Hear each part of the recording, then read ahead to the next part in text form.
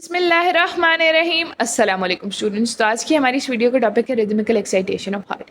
आज हम स्टडी करेंगे कि रिदमिकल एक्साइटेशन ऑफ हार्ट किस तरह से हो रही है, जिसको हम पहले थोड़ा बहुत देख चुके हैं, और इसके बाद हम ऐसे नोट की इंपॉर्टेंस को देखेंगे और देखेंगे कि किस तरह से पेस मेकर के तौर पर काम आ रहा है। सो लेट्स स्टार्ट के with introduction of rhythmical excitation. Rhythmical excitation क्या है कि हमारे जो हार्ट है उसमें एक रिदमिसिटी है।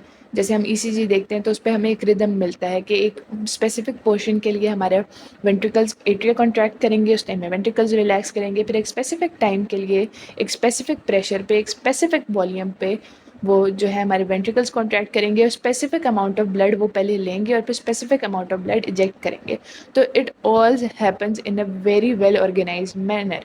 तो ये जो वेल ऑर्गेनाइज मैनर है, it needs impulses because muscles need impulses to contract. तो अगर हमारे पास इम्पल्सेस रिदमिकल होंगी तभी ये सब कुछ इम्पल्सेस रिदमिकल होंगी तभी ये सब कुछ भी एक रिदम में हो सकेगा।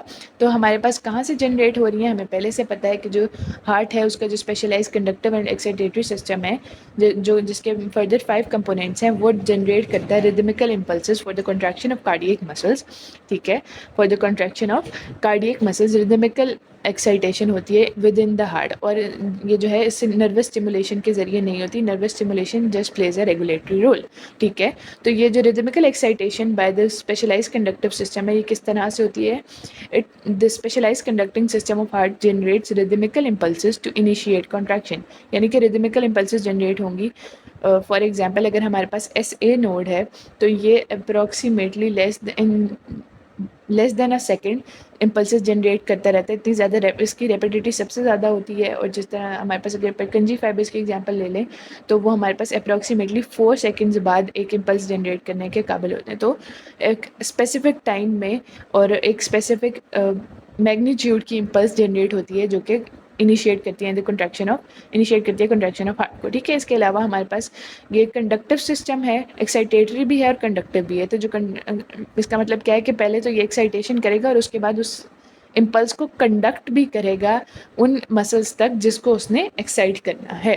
ठीक है, सो फिर पहले एक्साइटेशन होगी, फिर कंडक्शन होगी, मतलब कंडक्शन ऑफ इम्पल्स होगी और उसके बाद क्या होगी? Followed by mechanical contraction.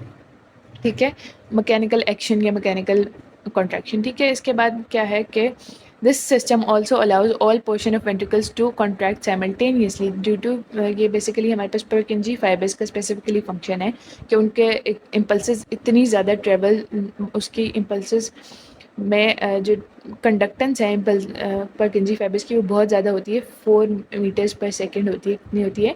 4 metres पर सेकेंड होती है अप्रॉक्सीमेटली। तो उसमें गैप जंक्शन बहुत ज़्यादा होते हैं जिसकी वजह से आइंस का एक्सचेंज बहुत ज़्यादा होता है। आइंस का एक्सचेंज बहुत ज़्यादा होता है तो इम्पल्स रैपिडली ट्रैवल करती है। जब इम्पल्स रैपिडली ट्रैवल करती है तो बहुत बड़ा, हालांकि हमारे पास जो लेफ्ट वेंट्रिकल है स्पेसिफिकली वो काफ़ी बड़ा होता है, लेकिन उसकी कॉन्ट्रैक्शन साइमल्टेनियसली होती है। क्या होती है? साइमल्टेनियसली होती है।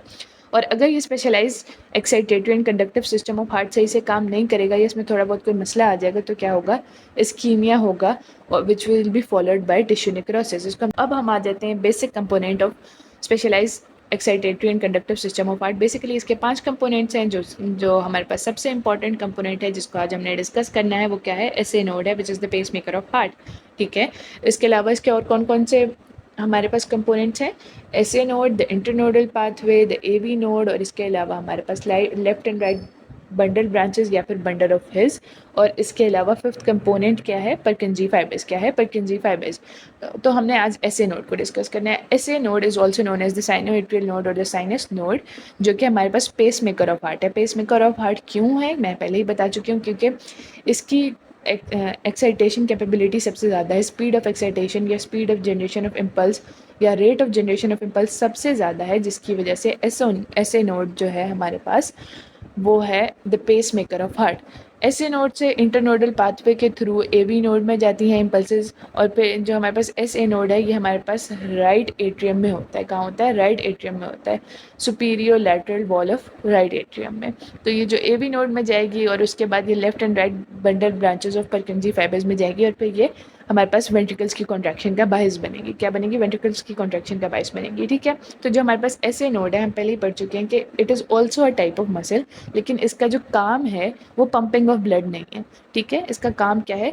Excitation and conduction of these impulses है। ठीक है, तो ये क्या है, small flattened ellipsoidal strip of specialised cardiac muscles. क्या है, small flattened ellipsoid strip of specialised cardiac muscles हैं which lie in the posterior lateral wall of the right atrium. Superior lateral, posterior lateral of the right atrium में ये lie करते हैं। Just beneath the superior vena cava, just beneath the superior vena केवा। ठीक है, तो ये connect और ये कनेक्टेड है डायरेक्टली विद द एट्रिया। तो ऐसे नोड इम्पल्स जनरेट करेगा, वो एट्रिया की कॉन्ट्रैक्शन का बाइस बनेगा और फिर वो वेंट्रिकल्स की कॉन्ट्रैक्शन के लिए उसको ट्रैवल करना पड़ेगा। और इस ट्रैवल करने में जो टाइम लगता है उसको हम क्या कहते हैं, उसको हम कहते हैं डिले। उसको हम क्या कहते हैं, एट्रियो वेंट्रिकुलर डिले हो रहा है। तो इस डिले की वजह से क्या होता है कि atria contract ahead of ventricles and they act as a primary pump for ventricles, क्योंकि जब तक एट्रिया कॉन्ट्रैक्ट नहीं करेंगे तो ventricles will not be fully filled with blood, और जब तक ventricles fully filled with blood नहीं होंगे तो वो अपना मैक्सिमम कार्डियक आउटपुट या रिक्वायर्ड कार्डियक आउटपुट नहीं दे सकेंगे। तो इस डिले में भी क्या है हमारे पास, ये डिले भी हमारे लिए बेनिफिशियल है।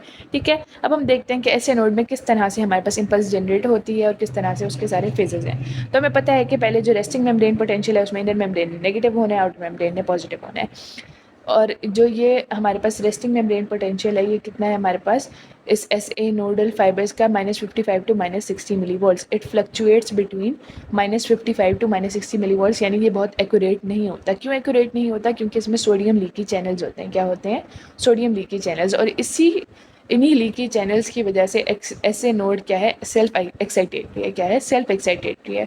ठीक है, तो यहाँ पे क्या होगा, हमारे पास लीकी चैनल्स की वजह से सोडियम अंदर आ जाएगी। एक तो ये फ्लक्चुएट करता रहेगा, और जब तक ये फ्लक्चुएट करेगा, यानी अगर लीकी चैनल्स ओपन हुए हुए हैं और बहुत सारी सोडियम अंदर आ गई है और ये आरएमपी से -40 मिली वोल्ट्स पे चला गया, यानी -55 से -40 पे चला गया, या -60 से -40 पे चला गया, तो क्या होगा, threshold for initiation of impulse हो जाएगी। ठीक है, थ्रेश होल्ड अचीव हो जाएगा।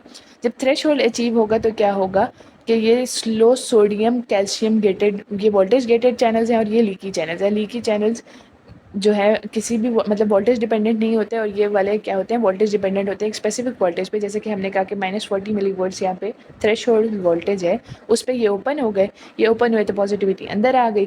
जब पॉजिटिविटी अंदर आ गई तो हमारे पास इनर मेम्ब्रेन मोर पॉजिटिव हो गई as compare to the outer membrane. ठीक है, और इसके बाद आफ्टर अ स्पेसिफिक टाइम ये इनएक्टिवेट हो जाते हैं। ये क्या होते हैं, खुद ही से इनएक्टिवेट हो जाते हैं। Inactivated after 100 to 150 milliseconds. Inactivated after 100 to 150 milliseconds के बाद ये खुद ही इनएक्टिवेट हो जाएंगे, और फिर क्या होगा, पोटेशियम आइंस बाहर निकलना शुरू हो जाएंगे। क्या होगा, फ्लो और efflux of potassium ions होगा due to voltage gated potassium channels. Due to what, due to voltage gated potassium channels. जब इनका एक्शन मेम्ब्रेन पोटेंशियल जनरेट हो जाएगा उसके 100 टू 150 मिली सेकेंड्स बाद ये जो है, जो पोटेशियम चैनल्स हैं ये ओपन हो जाएंगे, because the potassium channels are slower to open and slower to close. ये जब स्लोअर टू ओपन है तो ये पोटेशियम बाहर मूव करेगी, और जब जैसे जैसे बाहर मूव करती जाएगी तो इनर मेम्ब्रेन नेगेटिव हो जाएगी, क्योंकि पॉजिटिविटी बाहर जा रही है। तो फिर दोबारा से रेस्टिंग मेम्ब्रेन पोटेंशियल अचीव हो जाएगा, और फिर दोबारा से वही साइकिल चल पड़ेगा। ठीक है, फिर दोबारा से वही साइकिल चल पड़ेगा, और ये भी क्लोज हो जाएंगे, हाइपर पोलराइजेशन नहीं होने लग जाएगी, because they also close after few tenths of a second. They also close after few tenths of a second. तो ये नहीं होगा कि पोटेशियम बाहर निकलती जा रही है और इनर मेम्ब्रेन मजीद से मजीद नेगेटिव होती जा रही है, ऐसा कुछ भी नहीं होगा। These all of the channels are regulated, और इनकी एक स्पेसिफिक टाइम लिमिट है जिसके बाद इन्होंने बंद हो जाना है। तो ना ही बहुत ज़्यादा मेम्ब्रेन पॉजिटिव हो जाती है और ना ही बहुत ज़्यादा नेगेटिव हो जाती है, बल्कि एक स्पेसिफिक टाइम के बाद इन्होंने बंद होना होता है। ठीक है, इसके बाद हम देखते हैं कि ट्रांसमिशन ऑफ इम्पल्सेस कैसे होते हैं इन द एसे नोड। अच्छा, ये जो हमने देखा इसको थोड़ा सा हम वेंट्रिकुलर मसल फाइबर से भी कंपेयर कर लेते हैं। हमारे पास जो वेंट्रिकुलर मसल फाइबर्स थे उनका जो रेस्टिंग मेम्ब्रेन पोटेंशियल था वो कम था। वो क्या था, वो सॉरी ज़्यादा नेगेटिव था। वो क्या था, ज़्यादा नेगेटिव था, यानी वो अप्रॉक्सीमेटली -80 मिली वोल्ट्स या -85 मिली वोल्ट्स या -110 मिली वोल्ट्स तक होता है resting membrane potential of the ventricular muscle fibres. लेकिन इसका क्या है, -55 टू -60 वोल्ट्स है, और थ्रेश होल्ड क्या है, -40 मिली वोल्ट्स है। Due to sodium leaky channels, due to sodium leaky channels इसका ये जो है आरएमपी कम है, और इसके अलावा ये जो है फिर थ्रेशोल्ड में जो है कन्वर्ट हो जाता है। और जो इसकी जो दूसरी बात, ये जो एक्शन पोटेंशियल जनरेटिंग चैनल्स हैं वो क्या हैं, स्लो हैं। वो क्या हैं, स्लो हैं। जबकि जो वेंट्रिकल्स के थे वो क्या थे, फास्ट थे। जब वो वेंट्रिकल्स के फास्ट थे तो इसके ग्राफ में थोड़ा सा फ़र्क आ जाता है। ग्राफ में क्या आ जाता है, फ़र्क आ जाता है कि जो वेंट्रिकल्स का जब एक्शन पोटेंशियल जनरेट होता है तो वो बहुत ज़्यादा एब्रप्ट होता है, और जब बहुत ज़्यादा एब्रप्ट होता है तो वो लाइन अप्रॉक्सीमेटली स्ट्रेट होती है, ठीक है, अप्रॉक्सीमेटली स्ट्रेट होती है।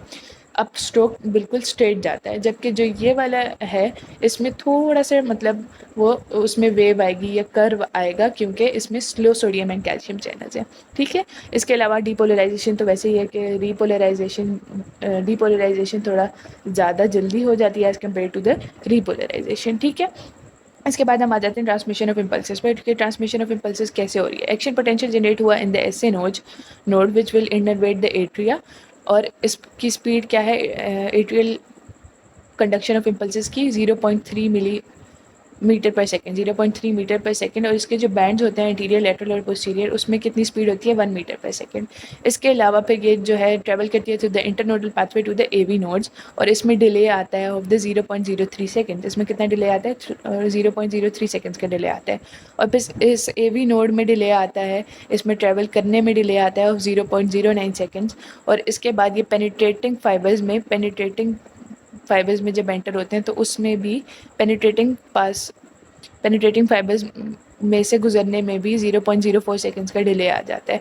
इसमें डिले क्यों आ रहा है, क्योंकि इसमें गैप जंक्शंस कम है, गैप जंक्शंस कम, आइन flow come, flow of ions come, electrical जो इम्पल्सेस हैं उनकी जो फ्लो है वो भी कम होगा। जब फ्लो कम होगा तो क्या होगा, थोड़ा डिले होगा। बेसिकली ये डिले भी कह सकते हैं, मतलब डिले हम इसे कहते हैं, लेकिन it is basically the time required for the impulses to travel from the SA node to the ventricles. और वो कितना हो जाता है, इन सबको अगर ऐड करें तो 0.16 सेकेंड, कितना, 0.16 सेकेंड हो जाता है, जिसकी वजह से atria contract ahead of ventricles. Okay, so that's all for today. I hope you find this video useful. Stay tuned and subscribe.